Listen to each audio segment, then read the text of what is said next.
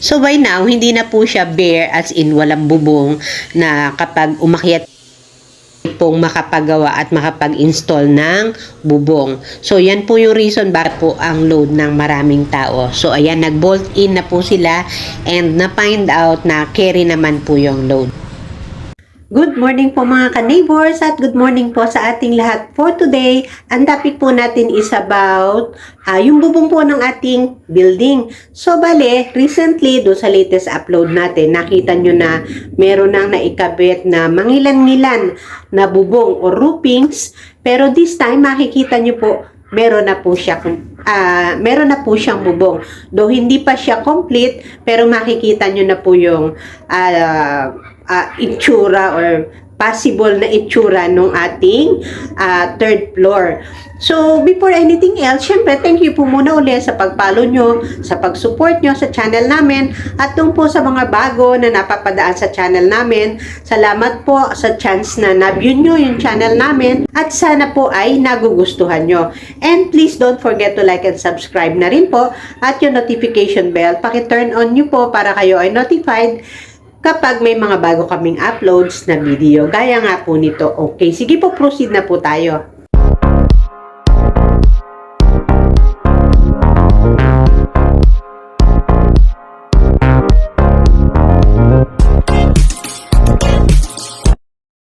So ayan, magandang araw po ulit mga ka-neighbors, at ayan na nga po ang ating sinasabi na bubong na ikabit na po ang malaking bahagi ng ating bubong ng rooftop. So by now, hindi na po siya bare as in walang bubong na kapag umakyat ka dito sa taas ay talagang may experience mo lahat yung weather na pabago-bago, mainit, umuulan, umaambon, kumukulimlim. Ayan, kitang-kita natin yung kumbaga kitang-kita natin yung lahat doon sa taas kasi nga po empty, wala siyang bubong. Mga skeleton lang ng mga tubulars. But this time, eto na nga po, meron na siyang bubong, though meron pa rin pong bahagi na wala. It is because meron pong reason kung bakit siya wala pa, but for as long as meron na po siyang protection, kakabitan na po yung area na yon. At ayan, yan po yung puntahan natin yung likod, and via this maliit na daan sa gilid, dito po tayo dadaan because marami po silang ginagawa doon. At para hindi naman maka-istorbo. Ayan, dito po kasi wala pang gumagalaw as of this time. At eto na nga po tayo sa pinakalikod ng ating third floor. So, ito po yung pinaka-boundary niya. Ito yung pinaka-bakod, kumbaga. Ayan, makikita nyo siya from behind. Ayan, hindi pa po tapos. It is because malapit po kasi sa power line at inaantay pa po yung cover para dyan, para safe pong makapagawa at makapag-install ng bubong. So, yan po yung reason bakit hindi pa siya natatapos. Malaking bagay ang pagkakabubong kasi syempre, iwas na po sa direct sunlight yung ating mga kasama sa paggawa. Though mainit kasi wala namang kisame at yung roofing natin is syempre is metal, mainit pa rin, pero iba talaga yung hindi ka naman exposed sa sunlight. And this time, ayan, nagkakabit na po sila ng mga phenolic para po doon sa ating magiging flooring. Ayan. At this time, ayan, sineset na po nila at ini-screwhan na. Kumbaga, double purpose po yung paglalagay ng ating phenolic as of this time kasi nga naghahakot pa po ng material yung mga tao natin, and considering na butas-butas po yung mga bahagi pa, mahihirapan silang mag-walk para i-transport yung mga hinahakot nila. So, ayan, initially, nilatagan po muna ng phenolic para po mas madali yung kanilang paglalakad. As in, lalakad na lang sila sa pantay na bahagi. And, partially, ini-install na nga po yung mga phenolic na yan. Kumbaga, permanente na ini-install na nga po para naman sa future na paglalagay po ng ating flooring. And with the use nga po ng proper tool, ayan, mabilis lang pong naikakabit or nai-install yung mga screw doon sa ating phenolic and versus doon sa ating mga tubular bars. Ayan. So, yan po, bago nila ikabit or bago nila inilatag, nilagyan din po siya ng silicone sealant para po mas kapit na kapit yung pagkakadikit niya.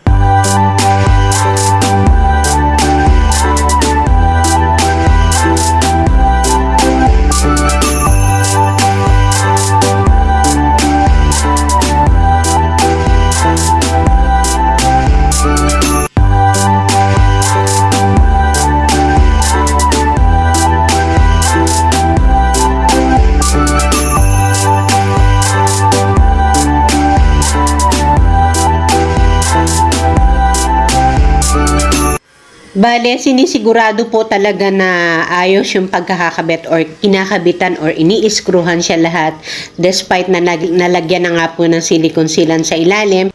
Talagang mini-make sure po na lahat ng bahagi, lalo na yung mga tagiliran, ay malagyan po ng screw. At ayan nga po, nag-conduct na sila ng testing kapag may load na po sa ibabaw. And so far, okay naman po ang naging findings. Ayan, so tuloy lang po ulit sila sa kani-kaniyang destination, kani-kaniyang areas of concern. Ayan. And to further check, bale, ayan, nagyakag pa ulit or magte-testing pa uli sila doon sa isang side. So, collectively, pupunta po ulit sila dyan sa gitna to find out kung kaya po ang load ng maraming tao. So, ayan, nag-bolt in na po sila and na-find out na carry naman po yung load.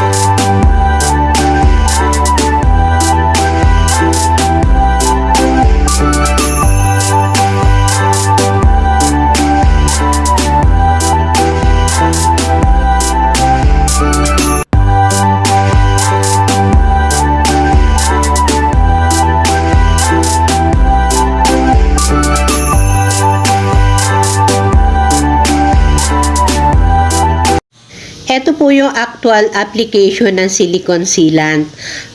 Bali lahat ng area na pagpapatungan ay nilalagyan po ng silicone sealant, pati po yung mga joints, yung pagdidikitan ng bawat phenolic, nilalagyan din po siya. And then, syempre, supported nga po ng mga screws sa tagiliran and even dun sa gitna kung saan meron pag-i-installan. Ayan, lahat po yan ay assured safe po talaga.